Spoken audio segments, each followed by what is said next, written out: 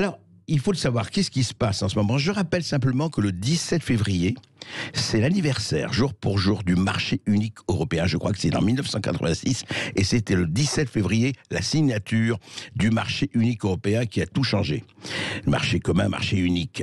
Et aujourd'hui, effectivement, lundi dernier, Bruno Le Maire, ministre de l'économie, des finances et de la relance, Agnès Pannier-Runacher, ministre déléguée chargée de l'industrie, et Thierry Breton, commissaire européen au marché intérieur, se sont rencontrés pour échanger notamment sur le renforcement de la politique industrielle européenne.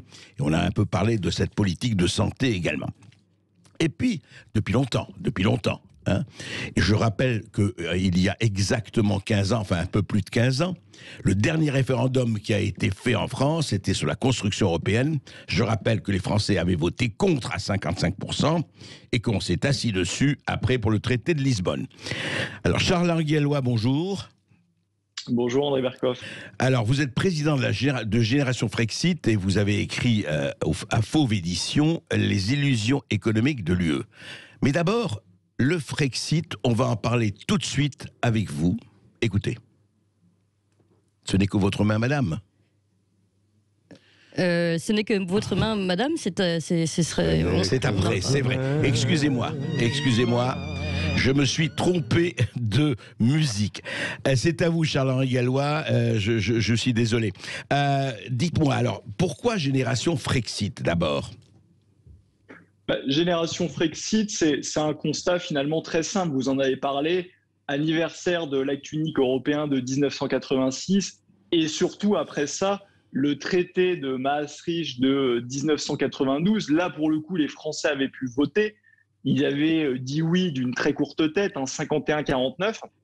Et depuis, en fait, on ne les a plus consultés sur la question de l'Union européenne, ou si, comme vous l'avez dit, on les a consultés en 2005, mais pour mieux s'asseoir sur leur vote. Or, si on est démocrate, d'ailleurs que l'on soit pour ou contre le Frexit, les conditions d'appartenance à l'Union européenne ont largement changé depuis 1992. Évidemment, 1992, marché unique, mise en place de l'euro, mais bon, l'euro a 20 ans. Après 20 ans, il est normal, normalement, après une telle décision, de regarder, faire le bilan. Est-ce que les promesses ont été tenues?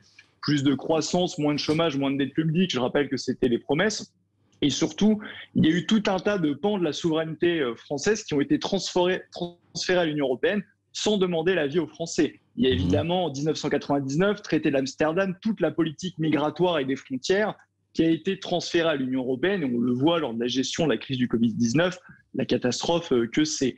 Il y a eu évidemment 2001 le traité de Nice et les élargissements à l'Est de 2004-2007 qui a amené toute la concurrence déloyale au niveau fiscal, au niveau social et donc toutes les délocalisations que l'on voit finalement. Vous parlez des travailleurs détachés notamment. Ça. Exactement, les travailleurs détachés, je rappelle, c'est quasiment 600 000 personnes, c'est absolument colossal et ça siphonne les caisses de la sécurité sociale. Il y a eu après ça, vous l'avez dit, le traité de Lisbonne qui a amené grosso modo une sorte de diplomatie de l'Union européenne et un renforcement de la politique de sécurité et de défense. Et il y a eu surtout, après la crise de l'euro, rappelez-vous, en 2012, le fameux TSCG, le traité Merkel-Sarkozy, validé d'ailleurs après par Hollande, qui a donné toute la politique économique et sociale à l'Union européenne. Et bien évidemment, maintenant, grosso modo, entre 2016 et 2021, on est dans ce qu'on pourrait appeler la période Brexit.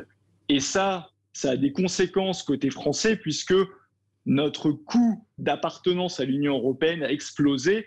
En 2021, la France va donner 13 milliards d'euros de plus à l'Union européenne que ce qu'elle reçoit. Et le plan de relance de l'Union européenne, qui est une catastrophe, qui va nous coûter 80 milliards pour en récupérer seulement 40. Et donc, quand on voit tout ça, les conditions d'appartenance à l'Union européenne ayant drastiquement changé, si on est démocrate, que l'on soit pour ou contre d'ailleurs le maintien ou la sortie dans l'Union européenne, il est normal de poser la question au peuple français. C'est pour ça qu'une grande pétition a été lancée qui s'appelle référendum-frexit.org, qui est de dire que vous soyez pour ou contre, si vous êtes démocrate, quasiment 30 ans après maintenant le traité de Maastricht, il faut qu'il y ait cette question et que le peuple français soit consulté, de la même façon que si vous êtes locataire d'un appartement, vous payez 500 euros de loyer, si du jour au lendemain votre propriétaire il le passe à 1000 euros, c'est normal, vous allez vous poser la question, est-ce que je reste ou est-ce que je sors? Et donc c'est cette question que tout démocrate devrait poser aux Français. Et entre nous, c'est autre chose qu'un référendum pour rire sur le climat comme veut le faire Emmanuel Macron. Oui, non, c'est vrai que ça n'a rien à voir. Le problème, vous êtes sûr de vos chiffres parce que c'est très contesté ça, Charles Gallois, j'ai plusieurs questions à vous poser. Quand vous dites que la France va payer 13 milliards d'euros de plus à l'Europe, enfin à l'Union européenne, mais vous dites qu'elle en reçoit beaucoup moins, parce que ça c'est une discussion que j'ai beaucoup entendue, je n'ai pas moi les chiffres exacts, enfin je n'ai pas, mais c'est très contesté. Est-ce que vraiment, la France donne à l'Europe, à l'Union européenne, plus qu'elle ne reçoit? Alors, entre 2011 et 2020, la moyenne, c'était que la France donnait 8 milliards d'euros de plus à l'Union européenne que ce qu'elle recevait. Alors, ça varie selon les années. Il y avait des années où c'était à 6, à 7, des années où c'était à 9 milliards. Mais tout ceci peut se retrouver d'ailleurs sur le site de la Commission européenne. Et il faut savoir qu'au-delà de la contribution pure, il y a quelque chose qui s'appelle les ressources dites propres de l'Union européenne, mais qui est finalement le siphonnage de la base fiscale française. Il y a à peu près 2 milliards d'euros en plus de prélèvements sur les droits de douane français, notamment. Donc en gros, on était à peu près à 8 milliards d'euros, et avec le Brexit, on va passer à 13 milliards d'euros. Pourquoi ? Parce que le Royaume-Uni, c'était le deuxième contributeur net de l'Union européenne.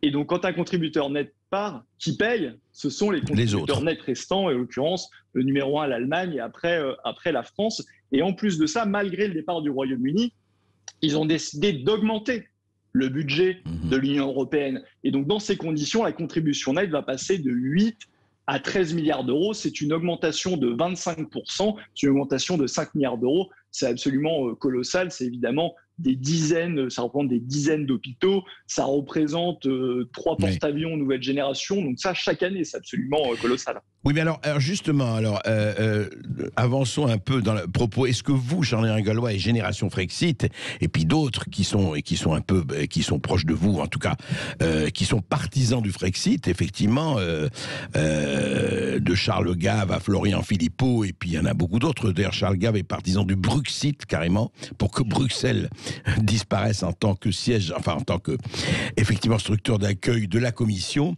Est-ce qu'on peut le faire aujourd'hui? Parce qu'on vous répondra, oui, mais attendez, si on va revenir au franc, et on sait très bien que ça va être un problème de dévaluation terrible, que ça va être des pertes encore plus terribles que ce que donne la France. Est-ce que vous êtes pour la sortie à court terme de l'euro? Non seulement elle est souhaitable, mais elle est nécessaire. Il faut voir un petit peu l'évolution de la balance commerciale de la France depuis qu'on a l'euro. Le dernier excédent commercial, c'était au début des années 2000. Maintenant, on a entre 60 et 80 milliards d'euros de déficit commercial, entre autres parce qu'on a une monnaie qui est complètement surévaluée. Et ça, c'est très concret. Ça veut dire qu'il y a 60 milliards en pure perte, en fait, qui vont à l'étranger. Et un pays qui est chroniquement en déficit commercial, c'est un pays qui s'appauvrit. Donc le choix, il n'est pas de dire est-ce que ce serait souhaitable, dangereux. C'est-à-dire que le danger et l'appauvrissement, il est maintenant. Et au contraire, une sortie de l'euro permettra de donner un coup de fouet, un élan considérable à l'économie française. Vous savez, tous ces arguments un petit peu de projet de la peur, les Britanniques, lors du référendum, ils avaient leur propre monnaie, mais il y avait tout ce type d'arguments aussi. On leur expliquait que s'ils allaient quitter l'Union européenne, la croissance allait s'effondrer, que tous les emplois de la City allaient partir. Bien sûr. On a vu le résultat. Mais Charles Gallois, pardon, ils avaient quand même la livre sterling. Ils n'ont jamais adopté l'euro. Ce que je veux dire, c'est que si demain, pour vous suivre, la France décide de sortir de l'euro et revenir au franc. Est-ce que si les autres ne suivent pas, c'est la question que je vous pose, si les 26 autres, ou en tout cas l'écrasante majorité des 27 ne suivent pas, est-ce qu'on n'est pas devant un problème majeur ? Alors, où va s'apprécier le franc et à quel niveau, vous voyez ? C'est à supposer. Il y a des études qui le montrent, qui ne sont pas de moi. Il y a une étude de Jacques Sapir, il y a eu même des études du FMI.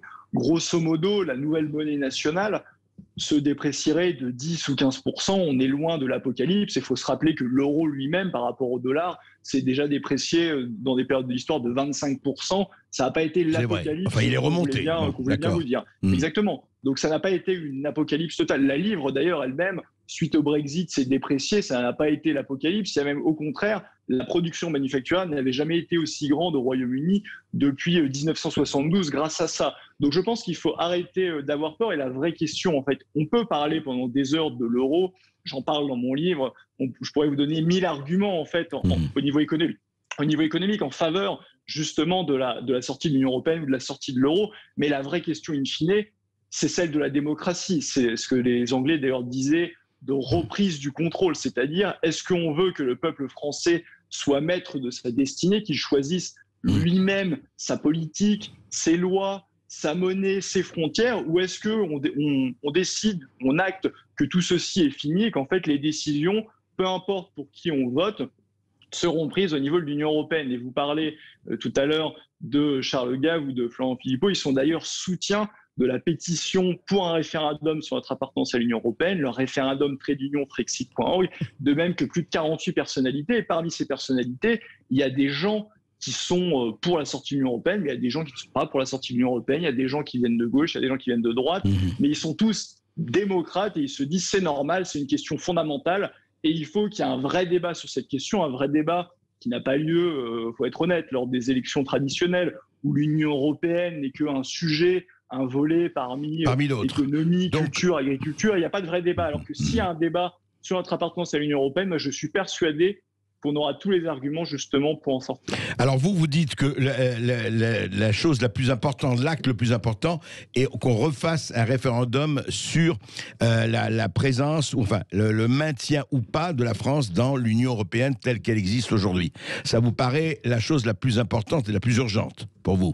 Exactement, puis quelque part, la démocratie l'exige, parce que vous l'avez dit, le référendum de 2005 a été piétiné, et je pense que depuis lors, il y a une cassure irrémédiable en fait entre la classe politique française et les citoyens qui ont bien compris qu'on piétinait leur vote. Or, la grande différence par rapport au référendum de 2005, c'est que si on a un référendum, pas n'importe lequel, mais un référendum sur l'appartenance à l'Union européenne, là, légalement, constitutionnellement, il ne peut pas être contourné. Parce que c'est binaire. Si on vote pour sortir, on sortira. Si on vote pour se maintenir, on se maintiendra, qui n'a rien à voir avec 2005 où on votait pour un nouveau traité. Et ce qui s'est passé, c'est qu'ils ont mis ce traité à la poubelle et ils ont donc proposé un autre. Et donc, légalement, ils avaient le droit de le faire. Alors que sur un référendum sur l'appartenance à l'UE, la voix du peuple français ne pourra pas être contournée. Absolument. Et c'est il y a 15 ans. Rappelez simplement le site de la pétition, s'il vous plaît, Charles-Henri Gallois. Alors, c'est référendum, trait d'union, le -6, Frexit.org. Et je vous invite tous, évidemment, à la signer et à la partager, que vous soyez d'ailleurs pour ou contre la sortie de l'Union européenne. Merci Charles-Henri Gallois. On se reverra et on reparlera avec vous au fur et à mesure que l'Europe va continuer à se faire ou continuer à se défaire. Vous pouvez réagir en tout cas à vous. ce sujet 0826 303.